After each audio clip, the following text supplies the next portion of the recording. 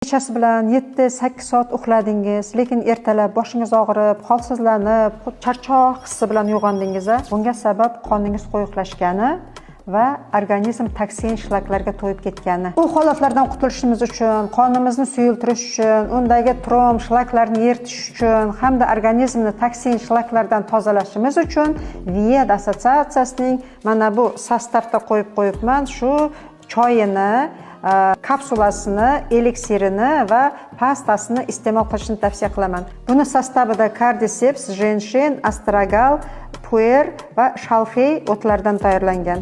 Bu qadimgi imperatorlar ichadigan choyning sostavini mana bizning kunimizgacha yetib keldi. Roza Faxo eliksiri bizni jigarimizni va butun ichki organlarimizni tozalab beradigan pastamiz.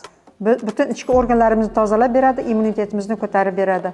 Eliksir Sansin, buni ham sostavida kardiseps bor, linji qo'ziqorini va yog'och qo'ziqorini, yana undan tashqari ham ginka biloba. U ham bizni ichki organlarimizni, jigarimizni, pochkamizni, oshqozonimizni, qonimizdagi ortiqcha yog'larni tozalab beradi va elastichni qilib beradi.